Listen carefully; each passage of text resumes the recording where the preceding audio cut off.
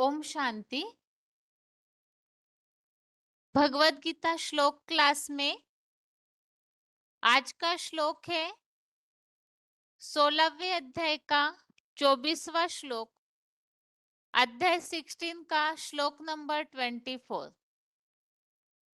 16वें अध्याय का ये अंतिम श्लोक है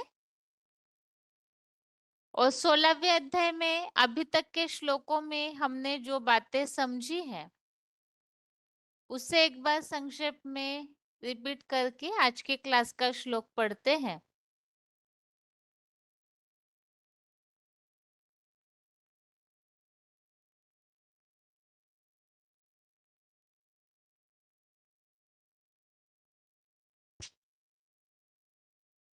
दैवासुर संपत विभाग योग, इस 16वें अध्याय में हमने दैवी संपदा और आसुरी संपदा अर्थात दैवी गुण और आसुरी गुण और इनके लक्षण क्या क्या होते हैं इसके बारे में अभी तक के सारे श्लोकों में समझा है।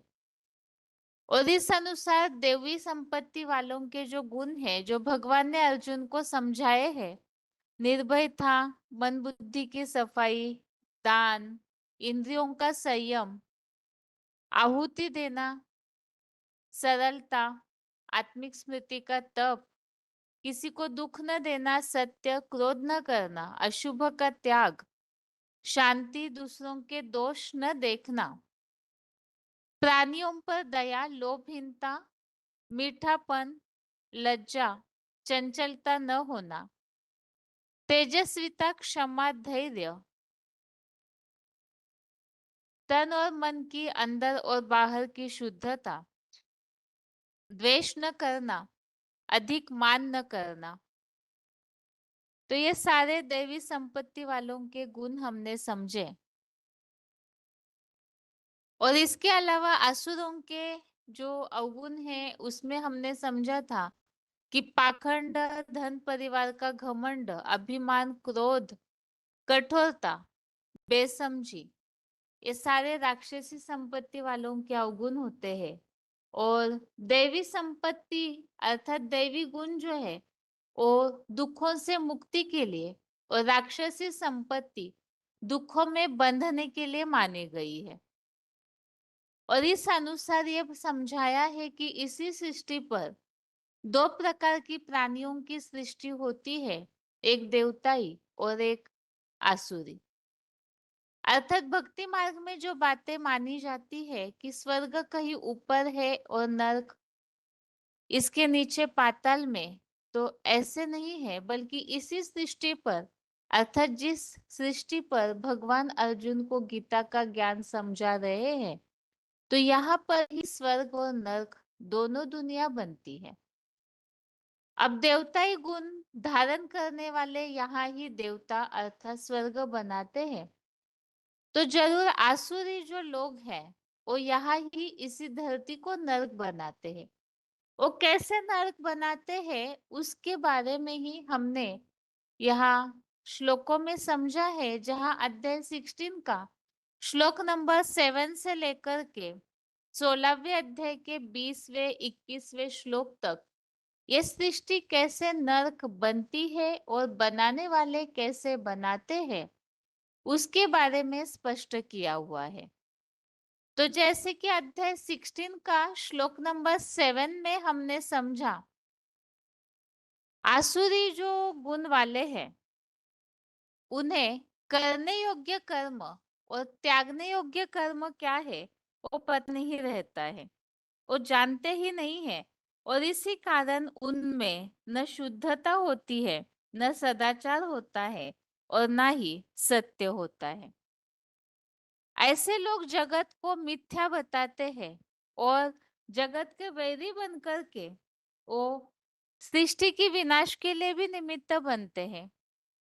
काम वासना ही इस जगत के रुद्धि का सबसे बड़ा कारण है, ऐसे समझ करके ये ऐसे विकारी भोगों में ही ऐसी आत्माएं, ऐसे जो आसुरी क्वालिटी के लोग हैं वो लिप्त रहते हैं। स्वार्थी दृष्टिकोण का अब अपनी इच्छाओं की पूर्ति, अपने विकारों की पूर्ति के लिए वो जो भी कार्य करते हैं उसमें फिर स्वार्थ आता है और ऐसे स्वार्थी दृष्टिकोण का आधार लेकर नष्ट हुई आत्मिक स्थिति के देहभान के भाव वाले अल्पबुद्धि लोग क्रूर कर्म करने वाले जगत का महाबैरी बनकर विनाश के लिए ही उत्पन्न होते हैं। अतृप्त काम वासना का आश्रय लेकर पाखंड मान मर्तबा और मद से भरे हुए मूर्खता से असत्य सिद्धांतों को पकड़कर अपवित्र कर्म करते हैं। अपवित्र कर्म अर्थात चोरी, डकैती, रिश्वतखोरी। तो ये सारे ही अपवित्र कर्म है और जिसका कारण बताया है अपनी काम वासना का आश्रय लेकर और उसके पीछे फिर धन कमाने में लगे रहते हैं, जिसे अगले श्लोकों में हमने समझा कि प्रलयांत तक अनगिनत चिंताओं के अधीन हुए काम विकार भोगना ही परम प्राप्ति है, यही सब कुछ है, ऐसे दृढ़ निश्चयी है। तो कामोपभोग परमा एतावदिति निश्चिता, और इसके चलते ही सैकड़ों आशाओं के फंदों में जकड़े हुए काम क्रोध के वशीभूत हुए काम विकार के भोगार्थ ही छल बल रिश्वत अर्थात अन्याय से धन संग्रह के इच्छुक है।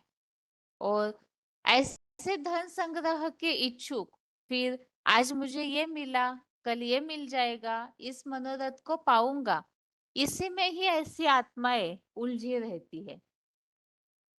तो इन सारे वर्णनों से जो अभी तक के श्लोकों में रिवीजन में हम समझे, तो कलयुग के अंत में समाज की मानवीय स्थिति जो है वो इसी तरह से दिखने में आती है।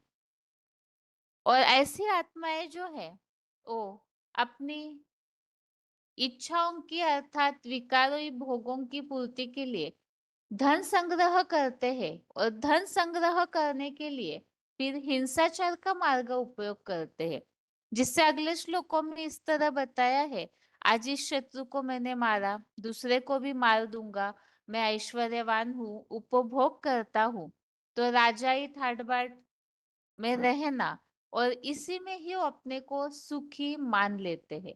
भले ही अन्यायपूर्वक धन कमा रहे हैं और अपने स्वार्थ हेतु विकारी भावनाओं की पूर्ति हेतु धन कमाते हैं, लेकिन उसी में ही उन्हें सुख नजर आता है।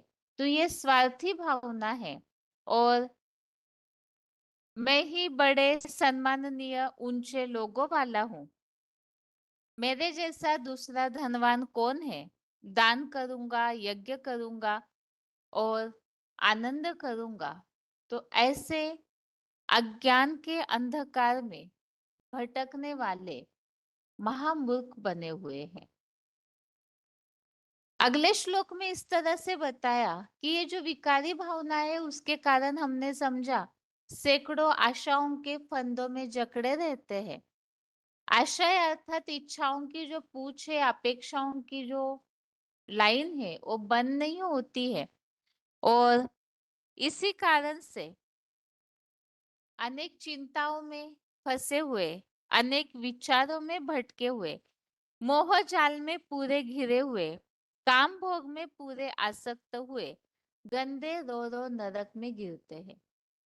तो भगवत गीता के इस श्लोक के अनुसार वैसे तो भक्ति मार्गीय लोग ऐसे समझते हैं कि इस धरती के नीचे कोई पाताल है और पाप करने वाले वहां पे भेजे जाते हैं, लेकिन यहाँ पर इस श्लोक से ये बात स्पष्ट है, इसी दुनिया में ही जो मानवीय ऐसे मनुष्य है जिनमें विकारी भावनाएं जो है वो प्रधान होती है, तो उन्हें ही भगवत गीता के इस श्लोक के अनुसार नरक में गिरा हुआ माना गया है।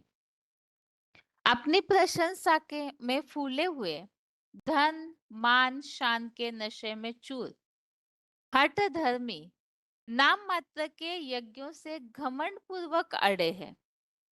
इसके लिए हमने अध्याय 17 में से कुछ श्लोकों को समझा था कि ये किस तरह से हठ योग करते हैं, तामसी तपस्या, हठ योग को अपने शरीर को तपाना या सताना, इसे ही हठयोग या आसुरी तप कहा है, तामसी तप कहा है। तो ऐसे जो है स्वाहा स्वाहा के दिखावटी नाम मात्र यज्ञों से घमंड पूर्वक अड़े हैं और गीता संविधान के प्रतिकूल यज्ञ सेवाएं करते हैं जो दिखावटी होती है। आगे बताया कि ऐसे जो आत्माएं हैं जो अहंकार, बल, घमंड, काम, क्रोध के सदा आश्रयी। तो ऊपर के सारे श्लोकों का सार इस श्लोक में बताया है। किस तरह अनेक आशाओं में भटके हुए रहते हैं, चिंताओं में उलझे हुए, मोह जाल में फंसे हुए, धन, पद, मान, मर्तबा के नशे में जो चूर है। तो अहंकार, बल, घमंड और काम, क्रोध के आश्रय वह परदेह में मुझ योग ऊर्जा को विद्वेष करते हुए निंदक है। तो ऊपर तो हमने समझा ही है कि ऐसी आत्माएं जगत को मिथ्या बताती है, ईश्वरहीन बताती है। तो इस कारण से वो भगवान के जो सब में याद की शक्ति समाई हुई है, तो उसके प्रति भी निंदक बनते हैं। और ऐसे जो द्वेष करने वाले क्रूर मनुष्य है, जो हिंसाचार करते हैं, यह हमने ऊपर पढ़ा। तो उस अनुसार ऐसे क्रूर मनुष्यों, सबसे नीच पापियों को भगवान संसार चक्र में सदाकाल आसुरी योनियों में ही फेंक देते हैं। अर्थात जो भी पुरुषोत्तम संगम युग में, क्योंकि भगवत गीता का ज्ञान अभी तक जो भी अध्याय हमने पढ़े हैं, उस अनुसार हमने इस बात को समझा है कि वर्तमान में कलयुग के अंत में भगवान इस सृष्टि पर आकर जो गीता ज्ञान को स्पष्ट कर रहे हैं, तो उस समय पर भगवान के श्रीमत या ईश्वरीय ज्ञान का महत्व न देकर जो अपनी ही विकार भावनाओं में, अज्ञान के अंधकार में फंसे रहते हैं, तो ऐसों को बताया है, ऐसे पापियों को संसार चक्र में सदाकाल आसुरी योनियों में ही फेंकता हूँ।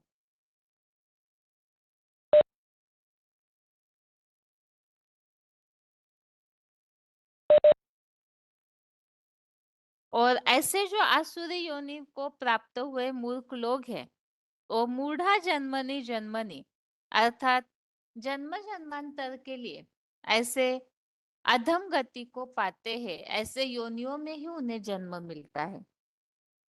अब आगे समझाया है कि ऐसे आसुरी योनि में, नरक में जन्म न मिले, तो इसके लिए क्या करना चाहिए, ये अध्याय 16 का श्लोक नंबर 21 में समझाया है। काम, क्रोध, लोभ ये तन, मन, धन और बुद्धि के नाशक है। इसीलिए नारकीय त्रिविध द्वार है, तो इन्हें महाशत्रुओं के मानिंद त्याज्य अर्थात त्यागना चाहिए। और ऐसे जो काम, क्रोध, लोभ को त्यागते हैं, जो नरक के द्वार है, उन्हें जो त्यागते हैं, तो ऐसे अज्ञान के अंधकार से मुक्त नर आत्म कल्याणार्थ कर्म करता है, जिसे हमने समझा भगवान इसी बात को पुरुष अर्थात आत्मा, अर्थ अर्थात के लिए, आत्मा के कल्याण के लिए जो कर्म करते हैं, तो उस पुरुषार्थ से परम गति अर्थात स्वर्ग की या वैकुंठ की प्राप्ति होती है। तो इस अध्याय में स्पष्टतः विकारों को क्यों छोड़ना चाहिए, इस बात को स्पष्ट किया है, क्योंकि उसके बिना, इन आसुरी कमियों को त्यागे बिना स्वर्ग की प्राप्ति नहीं हो सकती है। इसीलिए ही इसके पीछे का अर्थात अध्याय 16 का श्लोक नंबर 23 में इस बात को स्पष्ट किया है कि जो गीता विधान को छोड़ मनमत या कोई भी मानव मत प्रमाण चलता है, वह न सिद्धि, न सुख को, न परम गति को पाता है।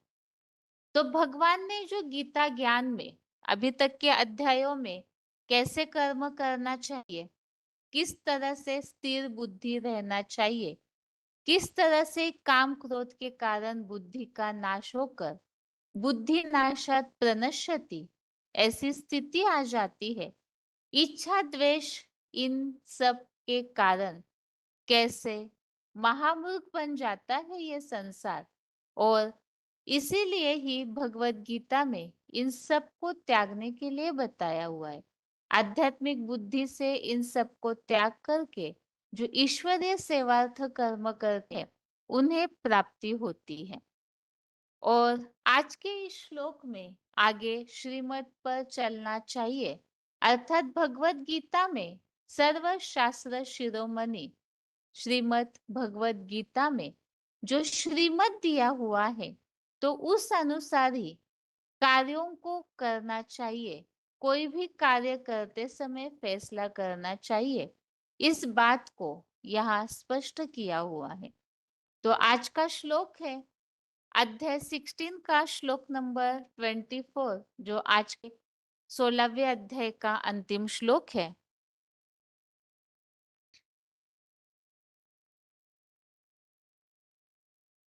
श्लोक है तस्मात् शास्त्रम प्रमाणम ते कार्य व्यवस्थितो ज्ञात्वा शास्त्र विधानोक्तम कर्म कर्तुमिर्हसि। श्लोक दोबारा, तस्मात् शास्त्रम प्रमाणम ते कार्य व्यवस्थितो ज्ञात्वा शास्त्र विधानोक्तम कर्म कर्तुमिर्हसि। श्लोक का संधि विच्छेद है तस्मात् शास्त्रम प्रमाणम ते कार्य व्यवस्थितो ज्ञात्वा शास्त्र विधानोक्तम कर्म कर्तुम इह अर्हसि।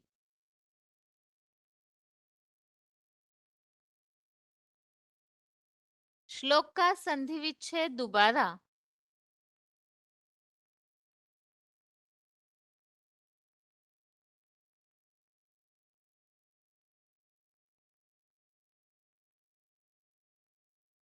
तस्मात् शास्त्रम प्रमाणम ते कार्य व्यवस्थितो ज्ञात्वा शास्त्र विधानोक्तम कर्म कर्तुम इह अर्हसि। शब्दों के अर्थ हैं तस्मात् ते, तस्मात् अर्थात इससे, ते अर्थात तुझे, कार्य व्यवस्थितो अर्थात कार्य का फैसला करने में, शास्त्रम अर्थात शास्त्रीय, प्रमाणम अर्थात प्रमाण को, ज्ञात्वा अर्थात जानकर, इह अर्थात यह, शास्त्र विधानोक्तम अर्थात सर्व शास्त्र शिरोमणि संविधान में कहा। शास्त्र अर्थात सर्वशास्त्र शिरोमणि, विधान अर्थात संविधान में, उक्तम अर्थात कहा। शास्त्र विधानोक्तम अर्थात सर्वशास्त्र शिरोमणि संविधान में कहा। कर्म अर्थात कर्म, कर्तुम अर्थात करने योग्य, अर्हसि अर्थात है। शब्दों के अर्थ दोबारा, तस्मात् ते अर्थात इससे तुझे, कार्य व्यवस्थितो अर्थात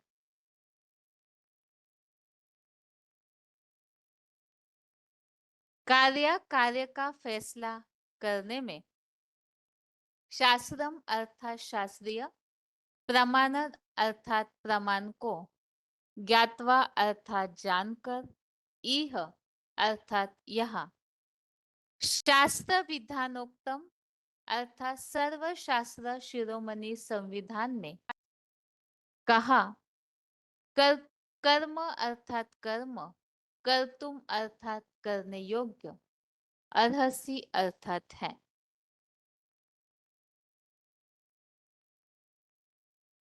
श्लोक का अर्थ है, इससे तुझे कार्य का फैसला करने में सच्ची गीता के शास्त्रीय प्रमाण को जानकर यहाँ सर्वशास्त्र शिरोमणि संविधान में कहा कर्म ही करने योग्य है। तो यहाँ जैसे कि हमने अभी तक 16वें अध्याय का सार समझा कि 16वें अध्याय में किस तरह से दैवी गुण होते हैं जो स्वर्ग की प्राप्ति करते हैं और आसुरी गुण कैसे नरक में गिरते हैं, इसे समझा है।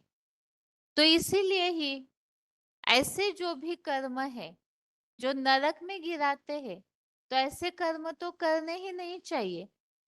इसीलिए ही क्या करने योग्य कर्म है और क्या नहीं करना चाहिए, क्योंकि जैसे कि चौथे अध्याय में जहाँ टॉपिक चल रहा था कर्म का, तो चौथे अध्याय में इस बात को बोला हुआ है कि कलयुग के अंत में बड़े बड़े विद्वान भी कर्मों की गति को लेकर के चकरा जाते हैं। कर्मणो ह्यपि बोद्धव्यम बोद्धव्यम च विकर्मणः अकर्मणश्च बोद्धव्यम गहना कर्मणो गति। इस श्लोक में स्पष्ट किया है कर्म को जानना चाहिए और विपरीत कर्म को भी जानना चाहिए और अकर्म भी जानने योग्य है, क्योंकि कर्म की गति गहन है और कलयुग के अंत में इस बात को न जानने के कारण बड़े बड़े विद्वान, जजेस, पंडित आदि भी उलझन में फंसते हैं और कर्म का रिजल्ट या क्या करना चाहिए वो समझ ही नहीं पाते हैं। तो इसीलिए ही कार्य अकार्य का फैसला करने के लिए कार्य का फैसला करने में शास्त्रीय प्रमाण को जानना चाहिए और भगवत गीता सर्वशास्त्र शिरोमणि संविधान में कहा कर्म ही करने योग्य है। तो ऐसा कर्म अर्थात श्रीमत जो दिया हुआ है भगवत गीता में, उस अनुसार ही कर्म करना चाहिए। अब भगवत गीता जो संस्कृत में लिखी हुई है, उसे तो सही रीति से सामान्य मानवीय समाज समझ ही नहीं पाते हैं, क्योंकि उसकी भाषा कठिन है। और पुरुषोत्तम संगम युग में भगवान स्वयं आकर इस गीता को सहज भाषा में समझाते हैं, जिससे सहज राजयोग और सहज गीता ज्ञान बताया हुआ है। तो उस गीता ज्ञान को जहां भगवान प्रैक्टिकल में आकर के समझा रहे हैं, तो उस अनुसार ही कर्म करना चाहिए। और इसीलिए मुरलियों में ये बात हमेशा आती है कि कदम कदम पर श्रीमत पर चलना चाहिए। अर्थात जो भी हम जीवन में कदम उठाते हैं, तो उस हर बात के लिए क्या श्रीमत है, हम जो भी कर्म कर रहे हो सही है या नहीं, उसे मुरलियों के महावाक्यों से टैली करना चाहिए। इसे ही यहाँ बताया है सर्वशास्त्र शिरोमणि संविधान में कहा कर्म ही करने योग्य है। तो इसके लिए ही श्रीमत को जानना चाहिए और उसी अनुसार कर्म करना चाहिए। यह आज के श्लोक का अर्थ है। आगे उच्चारण सुनते हैं और कार्य का फैसला करने में श्रीमत को, शास्त्रीय प्रमाण को कैसे जानना चाहिए, उसे पॉइंट के द्वारा समझते हैं।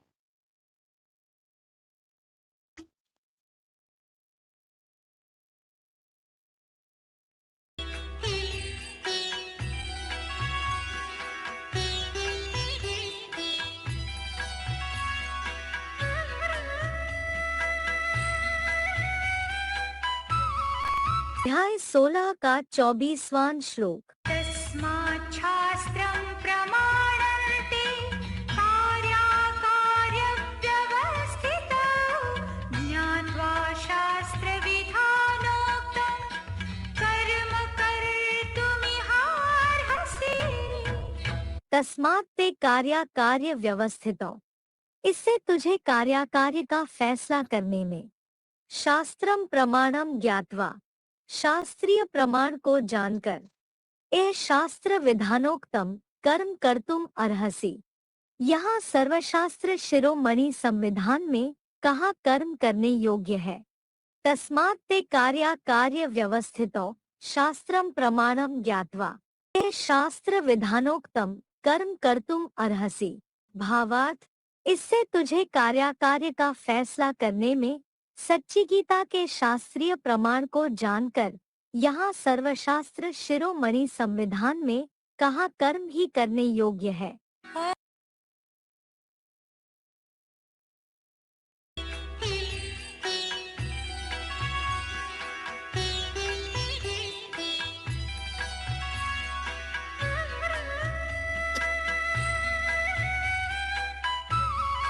अध्याय 16 का 24वां श्लोक। तस्मात् शास्त्रं प्रमाणन्ते कार्याकार्यव्यवस्थितौ ज्ञात्वा शास्त्रविधानोक्तं कर्म कर्तुमिहार्हसि। तस्मात् ते कार्य व्यवस्थितो, इससे तुझे कार्य का फैसला करने में शास्त्रम प्रमाणम ज्ञात्वा, शास्त्रीय प्रमाण को जानकर ए शास्त्र विधानोक्तम कर्म कर्तुम अर्हसि। यहाँ सर्वशास्त्र शिरोमणि संविधान में कहा कर्म करने योग्य है। तस्मात् ते कार्य व्यवस्थितो शास्त्रम प्रमाणम ज्ञात्वा ए शास्त्र विधानोक्तम कर्म कर्तुम अर्हसि। भावार्थ, इससे तुझे कार्य का फैसला करने में सच्ची गीता के शास्त्रीय प्रमाण को जानकर यहाँ सर्वशास्त्र शिरोमणि संविधान में कहा कर्म ही करने योग्य है।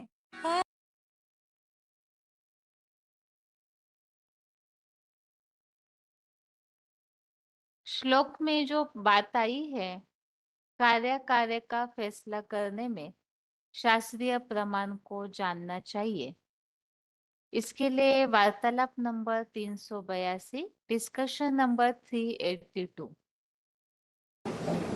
कदम कदम का मतलब है जो भी कार्य करने के लिए हम आगे कदम बढ़ाएं,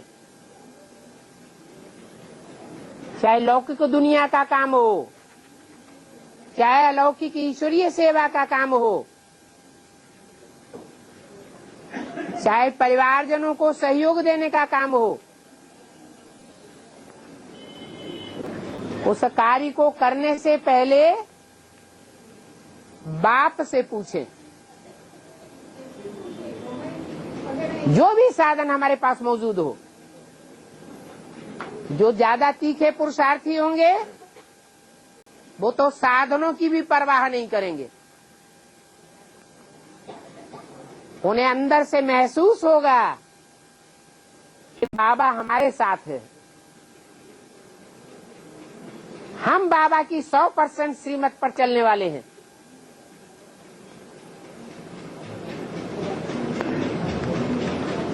अगर एक आत्मा ऐसा कर सकती है तो दूसरी आत्मा ऐसा क्यों नहीं कर सकती?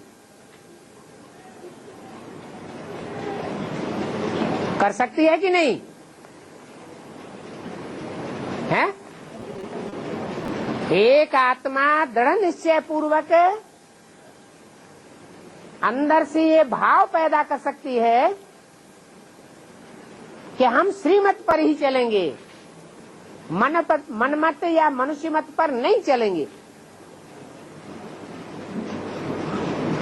तो निश्चय में विजय होती है।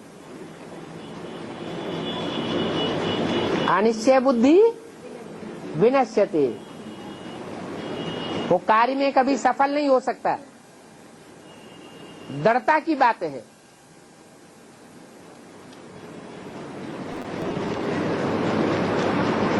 फिर जितना साधन मिलता हो सहज सहज, वो भी सहज राजयोग है। कोई को बहुत साधन मिले हुए हैं, जरूर पूर्व जन्मों का हिसाब किताब उनका अच्छा है, तो ढेर सारे साधन मिले हुए हैं। कोई को साधन इतने नहीं मिले हुए, कोई गरीब है, कोई मुहैया साधनों वाला है, परंतु ईश्वरीय पुरुषार्थ में साधन सदा काल काम नहीं आने वाले हैं। मोबाइल है, फोन है, आज काम करता है, कल काम नहीं करेगा। आज साधन है, लेकिन साधन होते हुए भी बाप से संपर्क नहीं जुड़ेगा। ऐसी स्थिति परिस्थिति बन जाती है।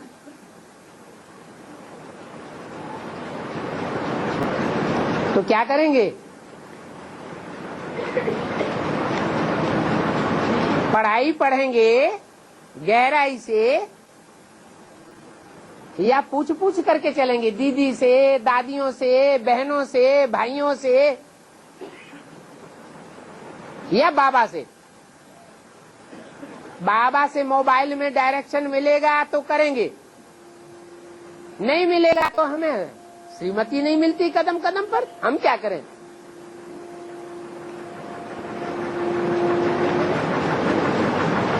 कितने साल हो गए बाप को श्रीमत का संदेश देते हुए। क्या श्रीमत है, क्या मनमत है, क्या मनुष्य मत है,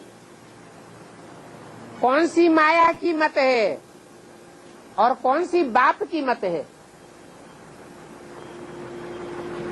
और लौकिक जीवन की भी पढ़ाई होती है, उसकी भी कोई लिमिट नहीं होती। ये ईश्वरीय पढ़ाई भी है। जब तक जीना है तब तक पीना है, लेकिन एक बंधन बांधा हुआ है स्टूडेंट के लिए। स्टूडेंट को रेगुलर होना है और पंक्चुअल होना है। कोई दिन का क्लास न छूटे।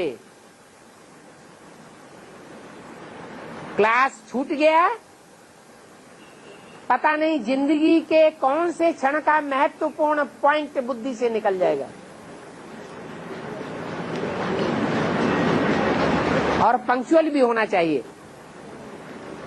जो पंक्चुअल स्टूडेंट होते हैं, समय पर क्लास अटेंड करते हैं और पूरा क्लास अटेंड करते हैं, उनको पंक्चुअल कहा जाता है। ऐसे नहीं, अरे चलो आधा घंटा लेट पहुंचे तो कोई हर्जा नहीं। तो टीचर समझता है इनको हमारी टीचिंग की वैल्यू नहीं है। टीचर की वैल्यू नहीं करते तो जैसे पढ़ाई की भी वैल्यू नहीं करते। पढ़ाई को महत्व नहीं देंगे तो बुद्धि में कदम कदम पर श्रीमत लेने के पॉइंट कैसे आवेंगे? जो पढ़ाई पर ज्यादा ध्यान देने वाले हैं, उनकी बुद्धि में कदम कदम पर श्रीमत के पॉइंट टपकते रहते हैं। नहीं तो बहुत ऐसे कहते हैं, जब मौका आता है, ऐसा समय आता है तो हमें बाबा का पॉइंट भूल जाता है। भूल गए तो कदम कदम पर श्रीमत लेने वाला का वाली अभ्यास कहाँ पक्का हुआ?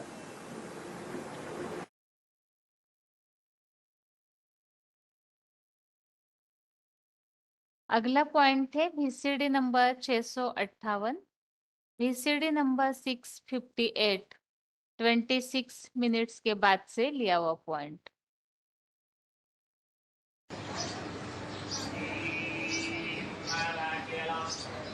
धनी आकर भारत को धनी का बनाते हैं।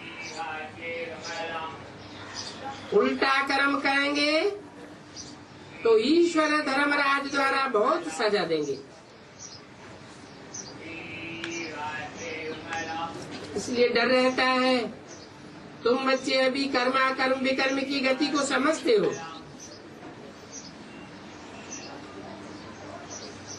जानते हो ये कर्मा कर्म हुआ, बाप की गहरी याद में कर्म करेंगे तो उसका कोई प्रभाव नहीं पड़ेगा, अकर्म हो जाएगा। याद में रहकर जो कर्म करते हैं वो अच्छे होते हैं। रावण राज्य में तो मनुष्य बुरे काम ही करते हैं, क्योंकि रावण के राज्य में है ना, जिसका राज्य होता है उससे प्रजा प्रभावित हो जाती है।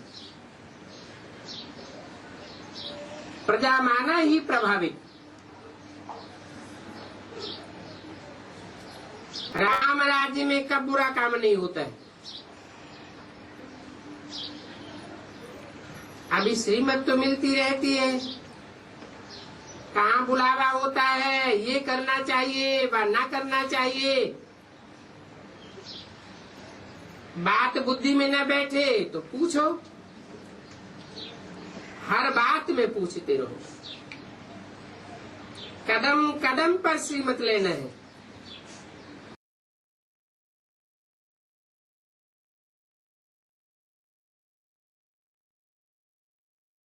अगला पॉइंट है VCD number 502, VCD number 502, 38 minutes के बाद से लिया हुआ पॉइंट। क्योंकि तुम्हारी बुद्धि में है कि वो हमको श्रेष्ठ से श्रेष्ठ बनाते हैं। यहाँ इस दुनिया में है सबकी भ्रष्ट से भ्रष्ट मत।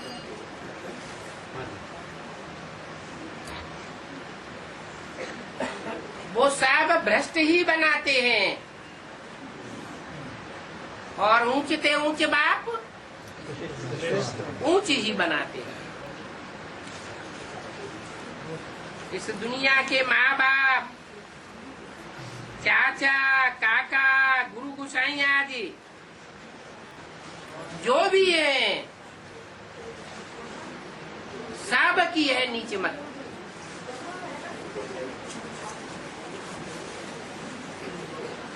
इसलिए बोला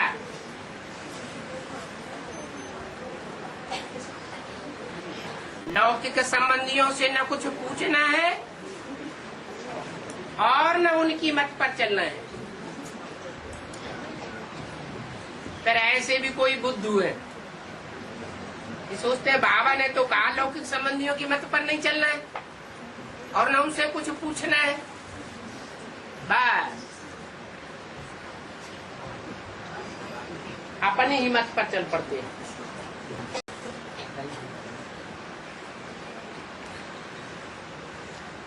भले उनसे नहीं पूछना है, उनकी मत पर नहीं चलना है, तो आखिरी चलना किसकी मत पर है?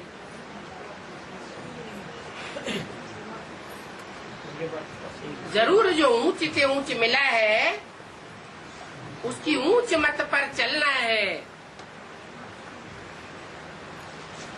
जन्म जन्मांतर उनकी मत पर चलने से तुम नीचे बन गए। किनकी मत पर? मनुष्य मात्र की मत पर। चाचा, काका, मामा, ताऊ, माँ, बाप, उनकी मत पर चलने से नीच बन पड़े। अभी कहते हो बाबा हम तो अब आपकी ऊंच से ऊंच मत पर ही चलेंगे। बाप समझाते हैं कदम कदम पर श्रीमत लेना है। क्या मतलब? कहीं जा रहे हैं तो एक कदम आगे बढ़ाया श्रीमत दो, दूसरा कदम आगे बढ़ाया श्रीमत दो। ये मतलब तो नहीं होगा। क्या मतलब हुआ? कि जो भी कार्य हम करें, कोई भी काम करने के लिए हम कदम बढ़ाएं तो बाप से मत ले लें। हमारी बुद्धि मोहमयी स्नेही ममतामयी है। कामी क्रोधी लोभी मोही अहंकारी है, प्रभावित होने वाली है। लेकिन बाप तो कोई से प्रभावित होने वाला नहीं है। तो कदम कदम पर बाप की श्रीमत पर चलना है।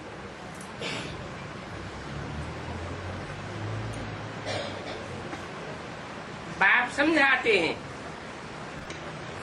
इन गुरुओं आदि ने तुमको डुबोया है। रावण राज्य में जो भी मनुष्य होंगे सब रावण की मत पर तुमको असुर और दुखी बनावेंगे।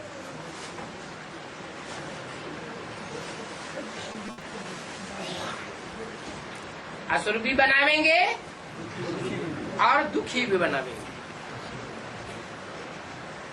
अब एक ही बाप तुमको सुखी बनाते हैं।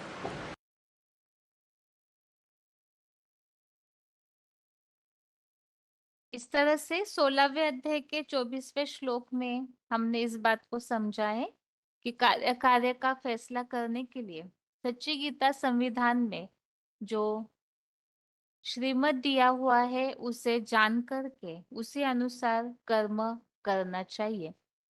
अभी आगे है श्लोकों की रिवीजन के लिए है 13वें अध्याय का 17वां श्लोक, अध्याय 13 का श्लोक नंबर 17। श्लोक है, ज्योतिषामपि तज्ज्योति तमसः परमुच्यते ज्ञानम ज्ञेयम ज्ञानगम्यम हृदि सर्वस्य विष्टितम। श्लोक दोबारा, ज्योतिषामपि तज्ज्योति तमसः परमुच्यते ज्ञानम ज्ञेयम ज्ञानगम्यम हृदि सर्वस्य विष्टितम। अर्थात वह ज्योतिमान धरती के चेतन मानवीय नक्षत्रों की भी ज्योति है, इसीलिए ज्ञान सूर्य है। अज्ञान अंधकार से परे कहा जाता है। वह अजन्मा होने से अखुट ज्ञान का भंडार है। गुह्यात गुह्यतरम होने पर भी जानने योग्य है, ज्ञान से पाने योग्य है और पुरुषोत्तम संगम में सदा स्मृति द्वारा सबके हृदय में संगम युगी शूटिंग प्रमाण प्राप्त योग बल की ऊर्जा से विराजमान है। यहाँ पर हम क्षेत्र और क्षेत्रज्ञ को जानना चाहिए। इस टॉपिक में एक तो अर्जुन रूपी क्षेत्र की पहचान, हीरो पाटधरी की पहचान उनके गुणों सहित हमने समझी। आगे यहाँ स्थिति और कुछ अन्य बातों को समझाया जा रहा है, जिसमें ये बताया है कि परमपिता जो है वो ज्योतिमान नक्षत्रों की भी ज्योति है, अर्थात इतना प्रकाशमान है। और ज्ञान सूर्य है तो अज्ञान अंधकार से परे कहे जाते हैं। वो अजन्मा होने के कारण ज्ञान का अकूट भंडार है, क्योंकि जन्म मरण के चक्र में आने वाली आत्माएं जो भी आत्माएं जन्म मरण के चक्र में आती है वो सारी बातों को भूल जाती है। लेकिन भगवान जो है वो अजन्मा होने के कारण अखुट ज्ञान का भंडार है और अति गुह्यात गुह्यतरम होने पर भी जानने योग्य है। ज्ञान से ही जाना जाता है और ज्ञान से ही पाने योग्य है। और संगम युगी शूटिंग में योग बल की ऊर्जा जिन्होंने जितनी ग्रहण की है याद के द्वारा, याद की शक्ति, तो उस याद के द्वारा, स्मृति के द्वारा सबके हृदय में विराजमान है। यहाँ 13वें अध्याय में इस तरह से इन बातों को समझाया हुआ है कि किस तरह से भगवान जो है वो एक तो दिव्य ज्योति है और उन्हें जानना किस तरह से चाहिए। तो ज्ञान से ही भगवान को जाना जाता है, ज्ञान से ही वो पाने योग्य है और विशेषतः वो अंधकार से परे भी है। अब जहाँ यहाँ 13वें अध्याय के इस 17वें श्लोक में ये बात आई हुई है कि वो जानने योग्य है, पाने योग्य है और साथ में नक्षत्रों की भी ज्योति है और अंधकार से परे है। अंधकार से परे।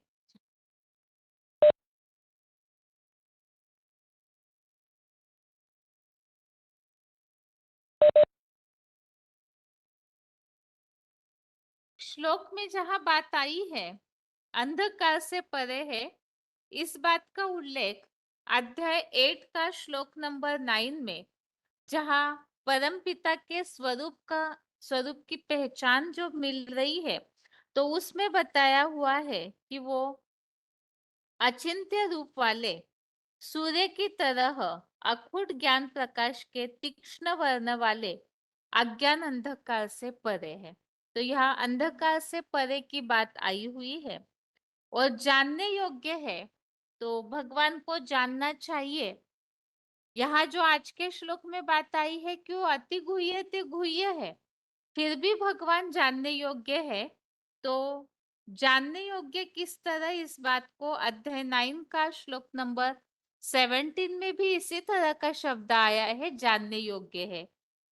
अध्याय 11 का श्लोक नंबर 18, इसमें भी इसी तरह का उल्लेख आया है कि परम पुरुष शिव बाबा ही जानने योग्य है। अध्याय 11 का श्लोक नंबर 38 में भी सदा सर्वदा अखूट ज्ञान भंडारी के रूप में जानने योग्य है, ऐसे बात आई हुई है कि जानने वाले आप त्रिकालदर्शी है और जानने योग्य भी है। और अध्याय 11 का श्लोक नंबर 54, इसमें भी जानने की बात आई हुई है कि वो जानने पहचानने और तत्व पूर्वक देखने में, इस तरह से जानने की बात आई हुई है। और अध्याय 13 का श्लोक नंबर 12 में भी परम पिता शिव ज्योति परमात्मा जानने योग्य है, जिन्हें जानकर अमरता का अनुभव होता है, ऐसे उल्लेख आया हुआ है। अध्याय 13 का ही श्लोक नंबर 18 में जानने योग्य शिव बाबा को यहाँ 13वें अध्याय में पूरी तरह स्पष्ट किया हुआ है और उन्हें जान करके राजाई भाव की प्राप्ति होती है, ऐसे बताया है। और इसी तरह से 15वें अध्याय का श्लोक नंबर 15, इसमें भी वेदों द्वारा जानने योग्य हूँ, ऐसे बताया है। और श्लोक में जो बात आई है, सबके हृदय में योग बल की ऊर्जा से विराजमान है, तो इस सबके हृदय में जो निवास करने की जो बात है, ऐसा ही उल्लेख अध्याय 15 का श्लोक नंबर 15 में भी है कि मैं सबके दिल में नंबरवार स्मृति रूप से आदि मध्य या अंत में निवास करता हूँ। ऐसे ही अध्याय 18 का श्लोक नंबर 61 में भी बात आई है, सब प्राणियों के हृदय में ईश्वर योग ऊर्जा से स्वयं ही शासक बना बैठा है। तो यहाँ सबके हृदय में नंबरवार याद की शक्ति के द्वारा ही भगवान विराजमान है, इस बात का उल्लेख आया हुआ है। अभी आगे इस श्लोक का उच्चारण और किस तरह से वो अंधकार से परे है, जाना जाता है, और सबके हृदय में याद के द्वारा कैसे विराजमान होते हैं, इसे हम समझते हैं। पहले तो श्लोक का उच्चारण।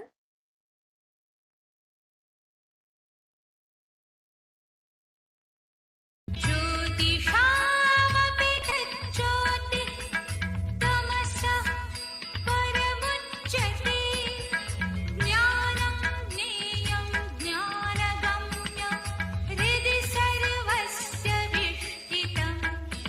वह ज्योतिमान धरती के चेतन मानवीय नक्षत्रों की भी ज्योति है, इसीलिए ज्ञान सूर्य है। अज्ञान के अंधकार से परे कहा जाता है।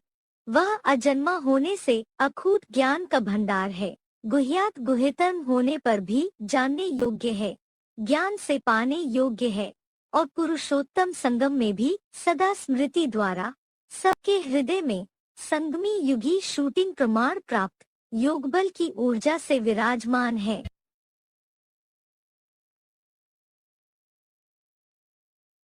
ज्योतिषामपि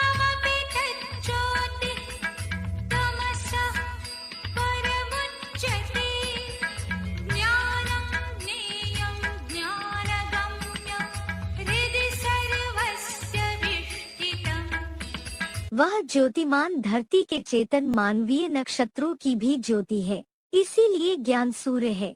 अज्ञान के अंधकार से परे कहा जाता है।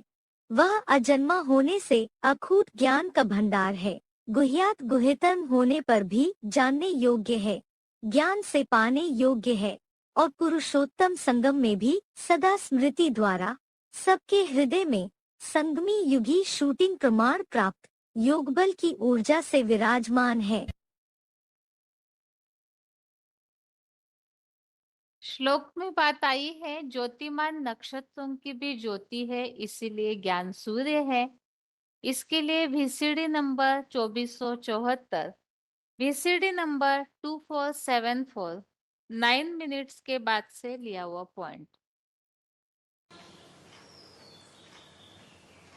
जैसे सूर्य है, सारी दुनिया का मुखिया है, ग्रह नक्षत्रों का भी मुखिया है,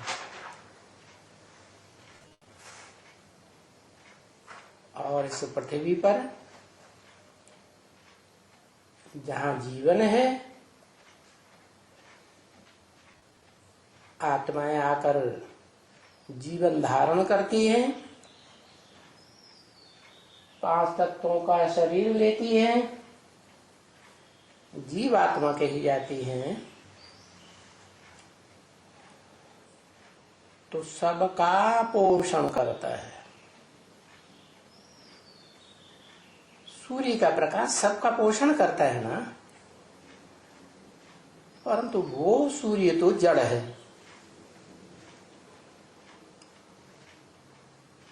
ये तो ज्ञान सूर्य की बात है। ज्ञान कोई जड़त्व में नहीं होता है, ज्ञान तो चैतन्य आत्मा में होता है। तो इस मनुष्य सृष्टि में जो मनुष्य सृष्टि के बाप को भी आकर के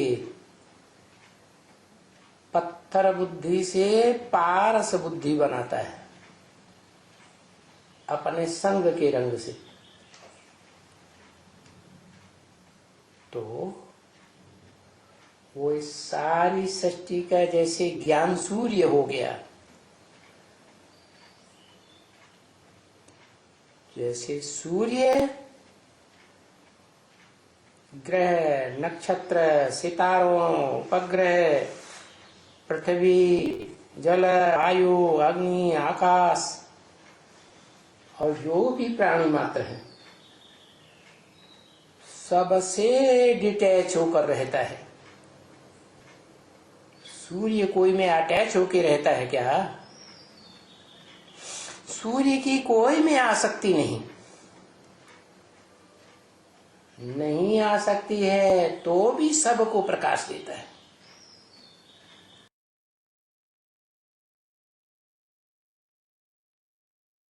आगे अगला पॉइंट है अज्ञान अंधकार से परे।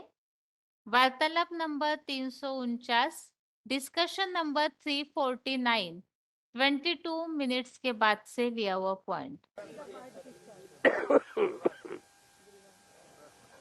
सूर्य जो है वो ज्ञान सूर्य कहा जाता है। बृहस्पति को ज्ञान सूर्य से उपमा नहीं दी गई है। राम की आत्मा और शिव की आत्मा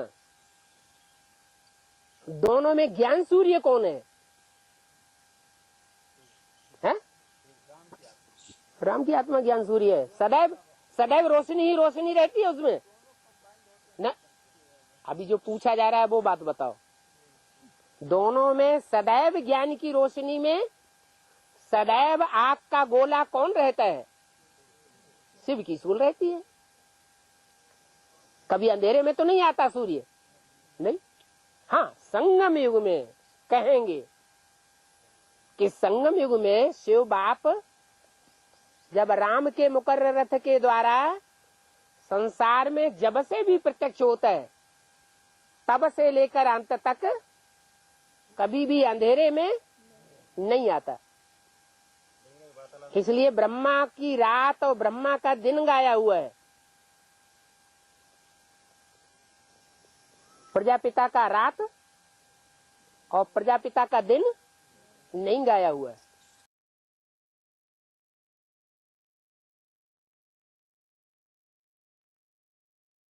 आगे अगला पॉइंट है, गुह्यात गुह्यतरम होने पर भी जानने योग्य है, ऐसे जो बात आई है। तो गुह्यात गुह्यतरम अर्थात क्या? VCD number 2375, VCD number 2375। Shiv बाप आते हैं तो अकेले आते हैं या 3 मूर्तियों के साथ आते हैं?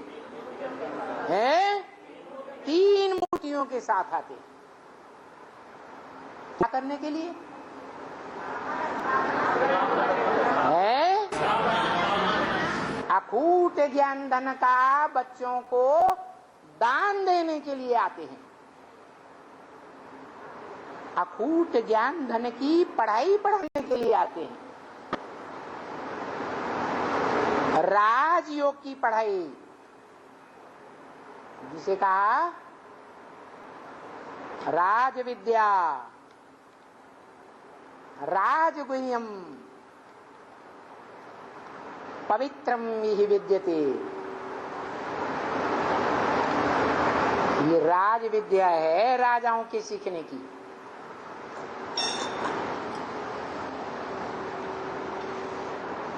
ये गुह्य ज्ञान है, गुह्यात गुह्यतरम ज्ञानम,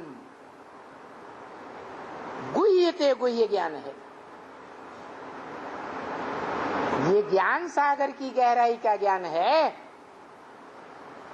जैसे स्थूल सागर है, उसकी गहराई को आज तक दुनिया में कोई वैज्ञानिक, कोई मनुष्य मात्र नहीं नाप सका। ऐसे ही ये सुप्रीम टीचर के रूप में जो दिया हुआ ज्ञान है, इसकी गुह्यता को कोई मनुष्य मात्र नहीं पहचान पाता।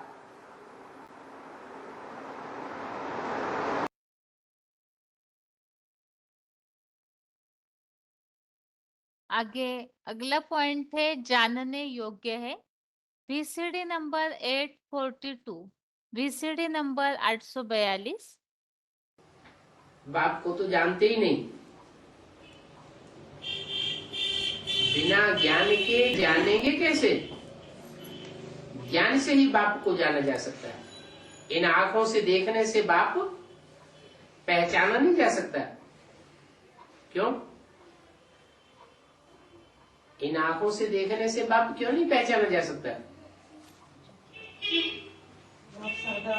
क्योंकि बाप है निराकार, और निराकार आत्मा भी है, निराकार बाप भी है। वो निराकार इन आंखों से देखने में आता ही नहीं। जब आता ही नहीं देखने में, तो पहचानने की बात ही नहीं। उस निराकार को ज्ञान से ही पहचाना जा सकता है, बुद्धि के तीसरे नेत्र से ही पहचाना जा सकता है।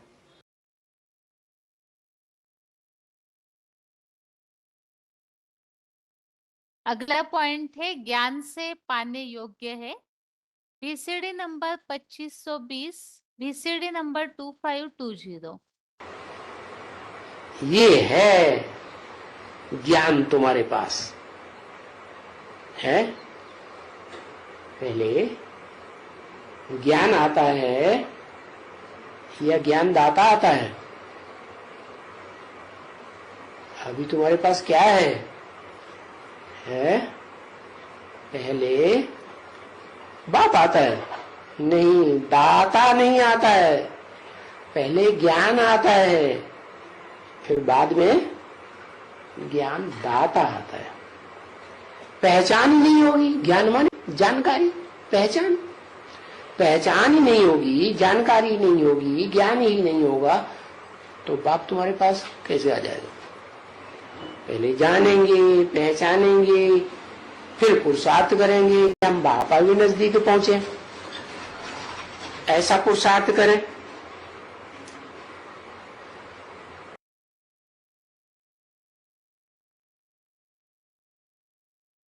आगे श्लोक में जो बात आई है, सबके हृदय में योग बल की ऊर्जा से विराजमान है।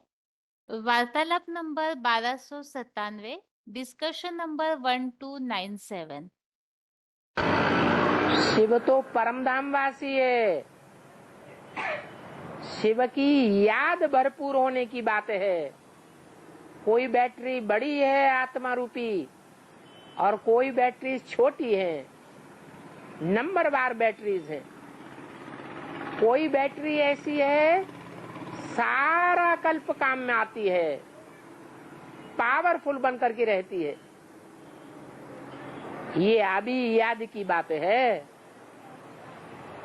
जिसने जितना भरा है उतना पावरफुल बैटरी बन जाती है। बाकी ऐसे नहीं है कि भगवान शिव सर्वव्यापी है, नहीं, याद सर्वव्यापी है या भगवान सर्वव्यापी है? याद सर्वव्यापी है। कोई में याद की कम पावर है, कोई में याद की जास्ती पावर है।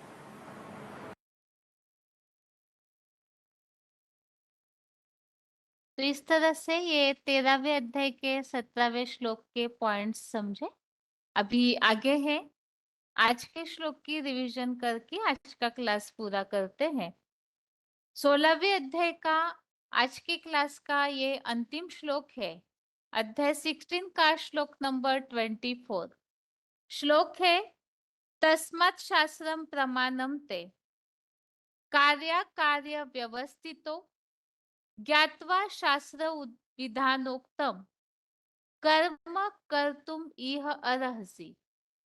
श्लोक दोबारा,